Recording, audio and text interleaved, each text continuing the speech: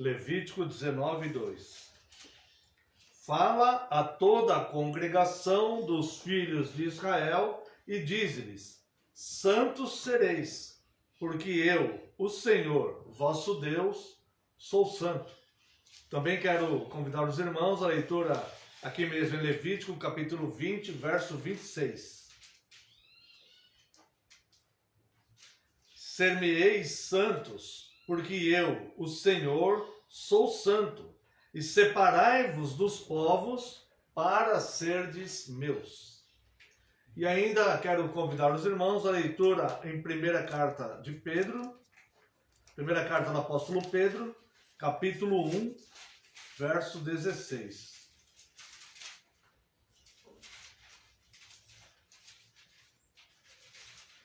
Porque escrito está: sede santos, porque eu sou santo. Até aqui, vamos a uma breve oração. Pai, glorificado seja o teu nome, Deus. O Senhor que é o Deus verdadeiro, santo, justo, bom. A ti nós devemos prestar toda homenagem, Deus, toda honra, toda glória, Deus. E devemos nos sujeitar a ti e nos submeter a ti, Senhor. Porque o Senhor é o Deus verdadeiro. Eu lhe peço mais uma vez perdão pelas minhas falhas e pecados. E agora, Deus, diante da tua santíssima palavra, eu clamo a ti, Deus, que envie teu Santo Espírito para que nos ilumine na tua palavra revelada, Senhor. E também para que fale através de mim, Senhor. Que somente o teu Santo Espírito fale através de mim nessa manhã. Que nada que não proceda do Senhor, do teu Santo Espírito, nada saia dos meus lábios, mas somente o que for falado pelo teu Santo Espírito com a sua expressa autorização. Eu rogo também a ti, Deus, que neste momento eu diminua, eu desapareça e só prevaleça a tua palavra, porque a tua palavra é a verdade. Em nome de Jesus, teu Filho amado, é que oramos. Amém, Senhor. Amada Igreja do Senhor Jesus Cristo, venho vos proclamar Cristo, o Santo de Deus. A Santa Palavra de Deus, desde o início, Antigo e Novo Testamentos, nos ordena sermos santos. Isto nos apavora um pouco, porque nós olhamos para nós mesmos e sabemos que nós não somos santos. Nós, muitas vezes, somos até bem o contrário disso. E nós olhamos a palavra de Deus, tanto no Antigo como no Novo Testamento, trazendo uma ordem. Sede santos, porque eu sou santo. E esta ordem, invariavelmente, traz um conflito à mente humana. A mente humana sincera. E que olha para si mesmo e olha para Cristo e percebe um abismo intransponível entre nossas obras de justiça imperfeitas e a perfeita obra de Cristo, santo e justo.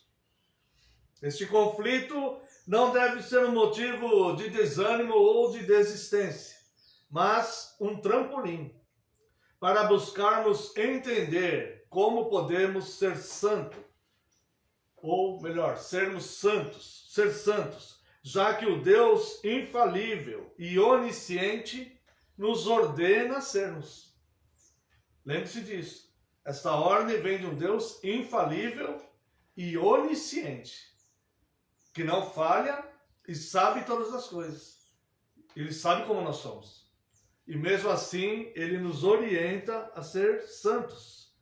Então, com corações sinceros, fazemos uma busca em sua palavra, a fim de encontrarmos a conciliação deste conflito. Afinal, como podemos ser santos? A primeira coisa que aprendemos sobre a santidade é que ela é uma questão de ética. A santidade é uma questão de ética. E uma coisa que eu sempre falo, irmãos, não existe cristão antiético. É incompatível. É como água e óleo, não se mistura. Cristão que não tenha ética tem coisa errada. Nós erramos, nós muitas vezes deslizamos e tudo mais, mas um cristianismo antiético é algo impossível. É como uma santidade profana. Não tem. Ou é cristão ou é uma pessoa antiética. Porque a ética, ela faz parte do caráter cristão. Então, erramos, mas não deixamos de ser éticos. Então, a primeira coisa que nós aprendemos sobre a santidade é que ela é uma questão de ética. Veja, o fundamento da ética é o caráter de Deus. Uma vez eu lembro até que eu falei para os irmãos isso no estudo. Filosoficamente, há 3 tipos de caráter. A saber, caráter positivo, que é aquele que a filosofia considera as pessoas boas. Caráter negativo, que é o que a filosofia considera as pessoas más. E caráter neutro, ou seja, o que a filosofia considera as pessoas inconstantes. Uma hora estão no bem, outra hora estão no mal. O caráter de Deus é o primeiro aqui, é o caráter positivo. Deus é bom e Deus é benigno. O caráter de Deus é positivo e é revelado em seus atributos morais. Somos santos, então, agindo por imitação de Deus. Então a nossa ética vai nos levar a ser imitadores de Deus. Então, por exemplo, se você vai num fã-clube de um artista, sei lá, imagine uma banda, um cantor, se você vai lá num fã-clube, qual que é a ética deles? Se parecer com aquele cantor. Eles parecem que têm, guardam as coisas que aquele cantor fala, os recortes de jornal, usam roupa semelhante, corte de cabelo parecido e tudo mais. No nosso caso, é querer imitar Deus. E é por isso que ele fala, sede santos, porque eu sou santo.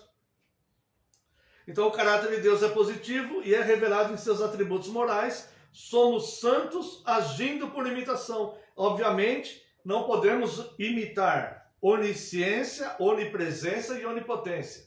Esses são atributos exclusivos de Deus. Incomunicáveis. E nós não podemos, exatamente por isso, imitá-los. Mas veja os atributos a serem imitados. Santidade. Levítico 11, 45 e também Salmo 99, 9. Levítico nós já lemos, não o 11, 45, mas já lemos 2 passagens, né? Quero convidar os irmãos aqui, ó, Salmo 99, 9.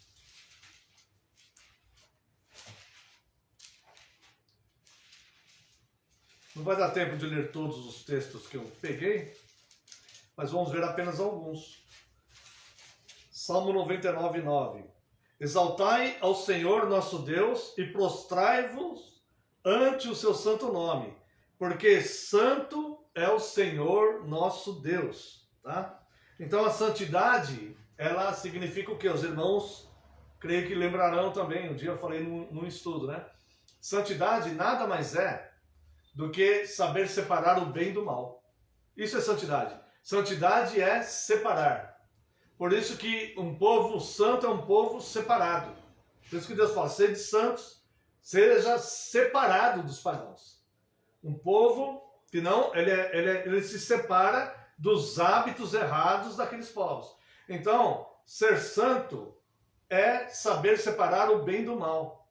Então Deus, ele separa o bem do mal. Em Deus isso é muito bem definido. Deus, ele aprova as coisas boas, ama o justo, guarda os justos e os que o temem, mas despreza, abomina, odeia aqueles que praticam o mal deliberadamente, que praticam a violência, que oprimem os mais fracos e etc. Então, nós olhamos para nós mesmos, sede santos. O que eu tenho que fazer? Ver as situações que me são propostas, como eu falei aquela vez no estudo. Isto é bom, então isso eu faço. Isto é mal, então não vou fazer. Isto é bom, então posso fazer. Isto é mal, então não vou poder fazer. Certo? Então, isso é ser santo. Outra coisa a ser imitado. Misericórdia. Misericórdia, nós podemos ver aqui compaixão e perdão. Quero convidar os irmãos aqui no livro do profeta Isaías, capítulo 55, versos 6 e 7. Buscai o Senhor enquanto se pode achar.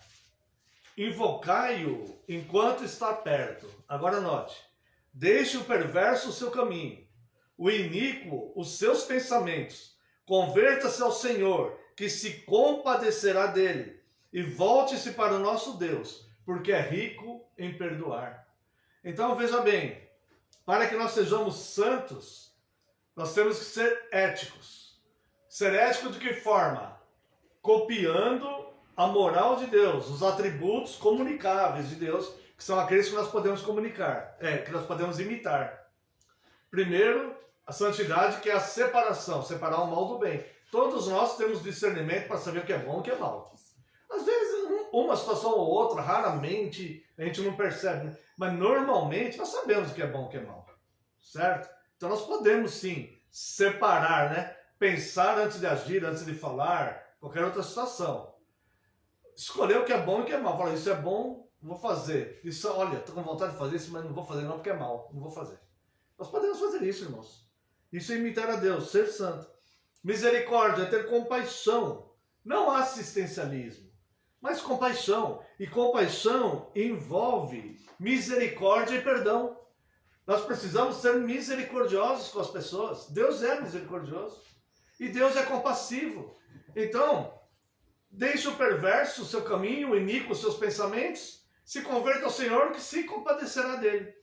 Então, Deus vai se compadecer de pessoas que estão com o coração voltado para fazer o bem. Quantas pessoas estão precisando apenas de uma pequena ajuda, apenas uma pequena palavra, para mudarem totalmente a sua vida, para abandonarem o mal, para começarem a fazer o bem. Alguém que acenda, é como apertar um interruptor, alguém que acenda uma luz na vida daquela pessoa, que mostra uma direção para ela, para que ela saia daquela vida de perversidade que ela está. Apenas uma direção, muitas vezes, nós podemos dar para alguém. E isso também é misericórdia. Outra coisa que podemos imitar, fidelidade, perseverar ou preservar, justiça e direito. Veja o Salmo 33, os versos 4 e 5. Salmo 33, versos 4 e 5. Porque a palavra do Senhor é reta e todo o seu proceder é fiel. Ele ama a justiça e o direito. A terra está cheia da bondade do Senhor. Isso aqui não é um atributo exclusivo de Deus. Ele é assim, de fato, como está dizendo aqui. Mas isso não é um atributo exclusivo dele. Não é um atributo incomunicável dele. É um atributo comunicável. Portanto, nós podemos ser assim. Porque a palavra do Senhor é reta. E todo o seu proceder é fiel. Como que nós vamos ter um proceder fiel? Entendendo essa palavra dele, que é reta. E o nosso proceder fiel, essa fidelidade, é consoante à palavra dele. Não é uma fidelidade consoante ao que nós achamos que é justo ou ao que os outros acham que é justo. É uma fidelidade à palavra dele, que de fato é a justiça, que é revelada. Nós podemos fazer isso. Ele ama a justiça e o direito, nós podemos amar a justiça e o direito. Isso implica em odiar a injustiça e tirar o direito das pessoas. A terra está cheia da bondade do Senhor. Por que a tua casa não pode estar cheia da tua bondade? Por que a tua família não pode estar cheia da tua bondade? E as pessoas olharem e falam, nossa, esse homem aqui, que homem bom. Essa mulher, que mulher boa. Né? Eu tive um membro da minha família, não vou pregar sobre ela, que estamos pregando sobre Cristo. Mas que a gente olhava e falava, essa pessoa de fato é cristã. Boa. Por quê? Que a nossa casa não pode estar cheia da nossa bondade? Por que a nossa família não pode estar cheia da nossa bondade? Por que no nosso local de trabalho nós temos que ser igual aos ímpios? Por que não pode ali estar cheio da nossa bondade? Nós amando o direito e a justiça. Que medo é esse? De ser diferente de um mundo que será condenado. E justamente condenado. Que medo é este? De fazer questão de não ir para o inferno. Que medo é este? Veja que coisa insensata. Veja como isso é uma ilusão maligna que prende a mente, que cativa a mente das pessoas. Como se a vida eterna fosse as coisas pertencentes a esta vida aqui que nós devemos priorizar. O curso do mundo, o que as pessoas pensam, os modismos. Como se fosse isso o nosso alvo. Mas não é, é por isso que ele fala, sede santo. Porque eu sou santo. Imite isto. Imite isto. Não um mundo caído. Um mundo que é questão de tempo de ser condenado. O ímpio mais feliz hoje, daqui a alguns segundos ele pode estar no inferno. E o cristão mais oprimido hoje, daqui a alguns segundos ele pode estar no paraíso de Deus. Vivendo em alegria e felicidades intensas. Então, irmãos, não troque valores. Nós podemos sim ser bondosos e justos com as pessoas, amando a justiça e o direito, ao ponto que as pessoas olham e falam, nossa família está cheia da bondade daquela pessoa. Essa casa, esse serviço, essa escola, está cheia da bondade dessa pessoa. Nós podemos sim fazer isso, irmãos. Isso é imitar Deus. Tá? Justiça com benignidade, né? A fidelidade é preservar a justiça e o direito. E essa justiça feita com benignidade, não a justiça do ferro e fogo. A justiça feita com benignidade. Veja lá, Salmo 145, verso 17. Salmo 145, verso 17. Justo é o Senhor em todos os seus caminhos, benigno em todas as suas obras. Em todas as suas obras, inclusive na justiça. Em todas. Então Deus é benigno. Não é justiça, ferro e fogo. É por isso que Deus usa também de misericórdia. Porque se Deus usasse só de justiça, ferro e fogo, a igreja também seria condenada. Todos nós seríamos condenados. Então, é a justiça com benignidade. Essa pessoa, eu vou exercer misericórdia com relação a essa pessoa na minha vida. Né? Quero ser justo, não compactuo com as injustiças que ele está cometendo, não vou ajudá-lo nessas injustiças. Mas vou ser misericordioso com ele. Se ele tiver fome, eu vou dar de comer, se tiver sede, eu vou dar de beber. Vou acender a luz lá, o interruptor na vida dele e apontar que existe um caminho muito mais excelente do que o caminho de injustiças que ele percorre, que eu não concordo, que eu desprezo aquilo, que eu abomino aquilo. Mas existe um caminho mais excelente para ele. Também vemos a verdade, irmãos, não se afaste da verdade. Se você se afastar da verdade, você vai se perder. Se você se afastar da Bíblia, você vai se perder. Se você se afastar de Cristo, você vai se perder. Hoje em dia tem até igrejas que te ajudam a ser feliz no mundão. Se você se afastar da Bíblia, você vai se perder. Esse é um alerta, uma advertência. Aqui, ó, Salmo 119, verso 160.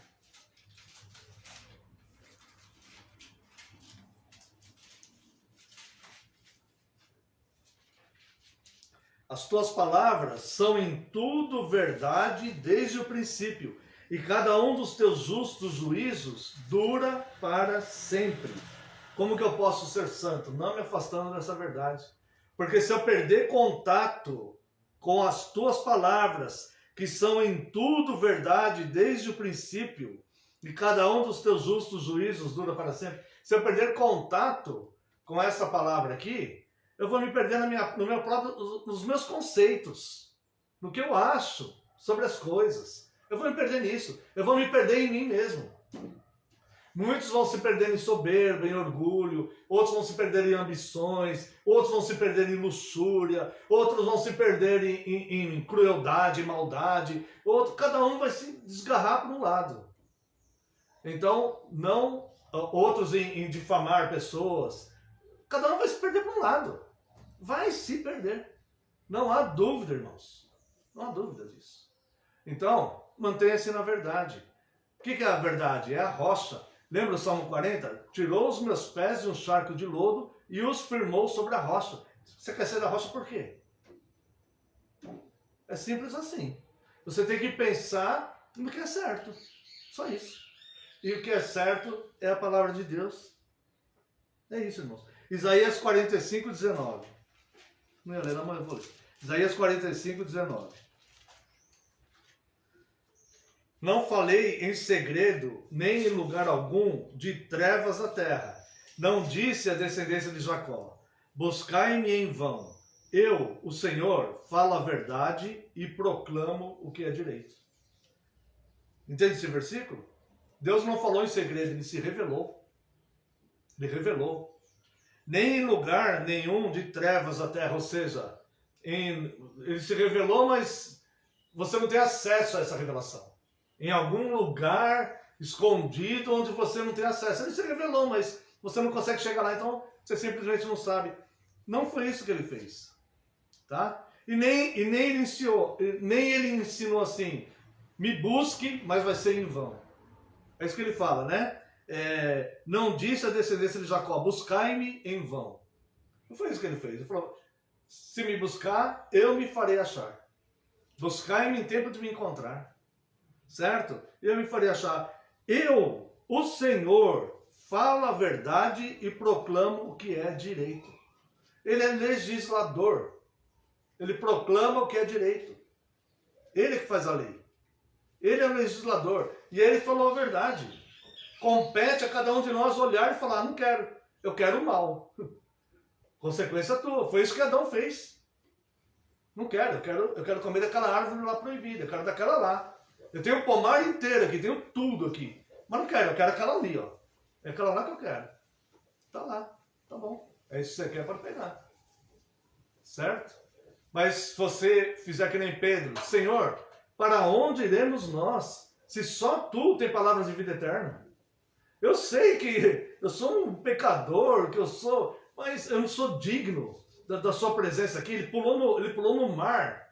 Ele estava pescando nu, de repente Cristo apareceu, ele pulou no mar. Senhor, faça de mim que eu sou pecador, eu não sou digno.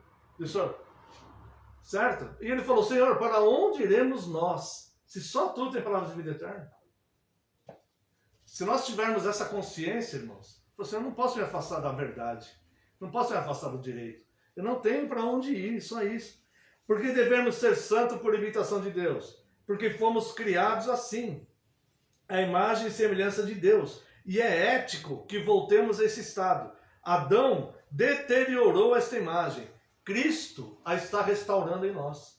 Então a nossa ética é olhar e entender que Adão, a nossa espécie humana, foi criada à imagem e natureza de Deus. Adão, quando ele caiu, ele deteriorou, tá certo? Né?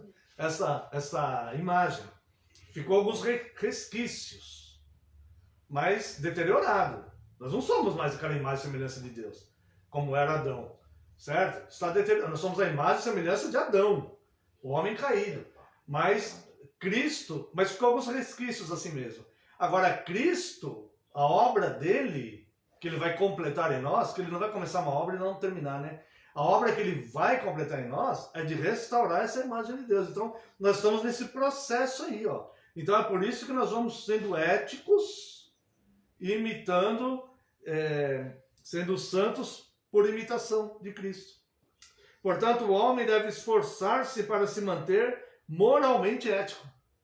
Se o cristão não se esforçar para se manter moralmente ético, que esperança para o mundo?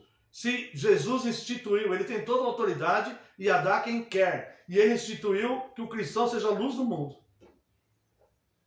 Se nós decidirmos não ser moralmente éticos, se nós decidirmos ser iguais ao mundo, e começarmos a fazer balada aqui, e luzes, e dancinhas, e começar a ter conversas maliciosas entre nós, e permitirmos entrar em imoralidade, e se nós começarmos a fazer essas coisas, que esperança haverá para os de fora? Se nós somos luz do mundo. Portanto, o homem deve esforçar-se para se manter moralmente ético. Imagina um pastor que não se esforce para ser moralmente ético. Por isso, ser santo é a ordem de Deus para todos nós. E viu que não é difícil. Não é fácil também. Mas não é difícil. Nós conseguimos imitar Deus tendo o propósito no coração. Eu falei assim, olha, eu quero fazer o bem. Vamos errar, vamos, mas a nossa proposta de vida é deixar o coração voltado para a coisa certa, tá? O padrão é os 10 mandamentos da lei de Deus. Eu quero que você preste atenção nisso. O padrão são os 10 mandamentos da lei de Deus. Olha só, aspecto sacerdotal, a nossa relação com Deus, do primeiro ao quarto mandamento. Esse é o aspecto sacerdotal. É nós nos relacionando diretamente com Deus, cumprindo do primeiro ao quarto mandamento, o máximo que a gente puder. Aspecto civil, com relação às pessoas, certo? Cumprindo do quinto ao 10º mandamento, buscando ser ético com Deus no aspecto sacerdotal, do primeiro ao quarto mandamento, tá? Nós temos a diretriz ali. E buscando ser ético no aspecto civil, que é a nossa relação com as pessoas, do quinto ao 10º mandamento. E o aspecto moral, que abrange as duas anteriores, do primeiro ao quarto, relação com Deus, do quinto ao 10º, relação com as pessoas. Portanto, devo ser ético com Deus e devo ser ético com as pessoas. Eu devo ser ético com Deus também. Eu devo prestar um culto ético a Deus. Eu não posso dizer que estou prestando um culto a Deus, fazendo nos atos de culto o que Deus detesta. Gritarias, músicas profanas, egocentrismo, egoísmo, fazendo vistas grossas para imoralidades, para desvios de dinheiro, para oprimir os mais fracos. Eu não posso fazer um culto assim. Eu tenho que ser ético com Deus. Então o culto que eu tenho que prestar a Deus tem que ser um culto que Deus quer receber. E eu tenho que ser ético com os meus irmãos. Eu tenho que amar os meus irmãos e procurar ajudá-los de alguma forma, ser misericordioso. Eu tenho que fazer isso. Eu tenho que ser ético. Eu sou cristão. Então, assim nós podemos entender que ser santo, conforme ordena a Escritura, é entender e abraçar a ética moral e positiva, que vai se dar em 3 áreas, a saber, coletiva, que é a ética no culto. Não vai dar tempo de a gente ler, mas depois você lê lá, Isaías capítulo 1, de 10 a 17. A ética no culto, veja lá se a igreja contemporânea hoje, ela é ética com relação a Deus. Deus fala assim, eu me entristeço com isso, eu não consigo ouvir o clamor que me fazem, não consigo ouvir os louvores que eles fazem. Leia lá depois pra você ver. Então nós temos que ser éticos com Deus, uma ética coletiva. Ética social, ou seja, temos que ser éticos com as pessoas. Tá? Vou deixar para os irmãos procurarem, mas procurem mesmo, Oséias capítulo 4, verso de 1 a 3. E ética individual, ou seja, ética consigo mesmo. Amós capítulo 5, verso 14 e 15. No vídeo, eu vou deixar esses 3 na descrição do vídeo. Tá?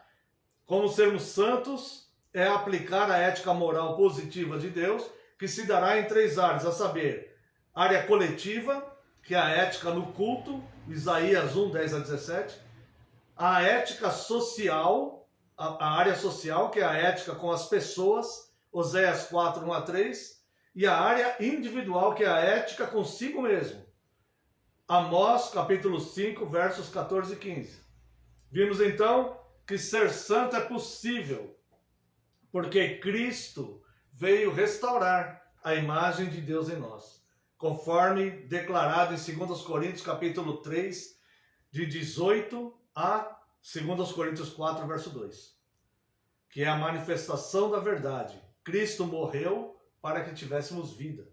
Seja santo, separe o bem do mal e viva eternamente em paz, desde agora e em toda a eternidade.